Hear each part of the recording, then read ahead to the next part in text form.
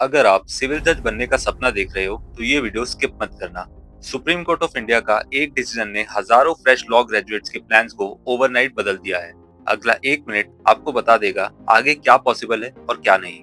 सबसे पहले ये रूल 1993 में ऑल इंडिया जजेस association versus union of India case में लागू हुआ था, जहां कोर्ट ने कहा था कि जुडिशरी में प्रैक्टिकल एक्सपीरियंस जरूरी है। लेकिन 2002 में सीआरपीसी के रूल्स में चेंज के बाद ये रिक्वायरमेंट रिमूव कर दी गई, जिसकी वजह से फ्रेश एलएलबी ग्रेजुएट्स बिना किसी कोर्ट रूम प्रैक्टिस के डायरेक्ट जुडिशियल एग्जाम्स दे सकते थे। फिर 20 मई 2025 को सुप्रीम कोर्ट ने फिर से 3 years minimum legal practice requirement को रिस्टोर किया और कहा कि सिर्फ डिग्री और सिलेबस नॉलेज काफी नहीं होता, कोर्ट रूम एक्सपीरियंस जरूरी है। बेंच ने यह भी स्पेसिफाई किया कि ये रूल फ्यूचर रिक्रूटमेंट्स के लिए लागू होगा और जो नोटिफिकेशंस 20 मई 2025 से पहले इशू हो चुकी थी उन पर इसका इम्पैक्ट नहीं होगा।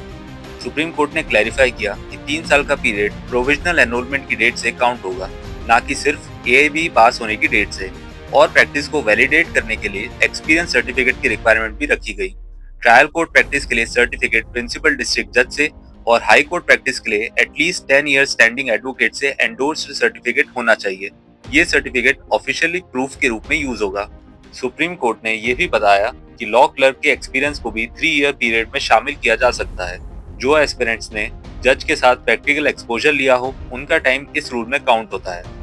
अभी 10 फरवरी 2026 को सुप्रीम कोर्ट ने रिव्यू पिटीशंस को ओपन कोर्ट हियरिंग के लिए अलाउ किया है, जिसमें यंग ग्रेजुएट्स ने चैलेंज किया है कि मैंडेट अनफेयर है और कुछ केसेस में पूरी तरह रूल को स्ट्राइक करने या ट्रांजिशनल रिलीफ देने की बात रखी है।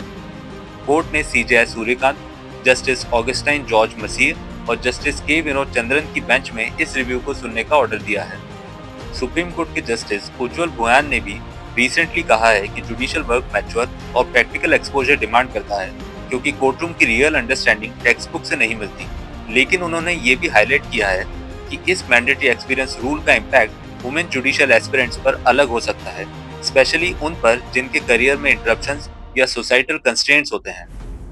तो अब सिचुएशन ये है, सुप्रीम कोर्ट ने 3 ईयर प्रैक्टिस रूल रिस्टोर किया है और अभी रिव्यू पिटीशंस चल रहे हैं, जिनके आर्ग्यूमेंट्स भी ओपन कोर्ट में चल रहे हैं। क्या ये रूल जुडिशरी के स्टैंडर्ड्स को स्ट्रॉन्ग बनाएगा या फ्रेश टैलेंट के एंट्री को डिफिकल्ट करेगा? अपना ओपिनियन कमेंट सेक्शन में जरूर लिखिए।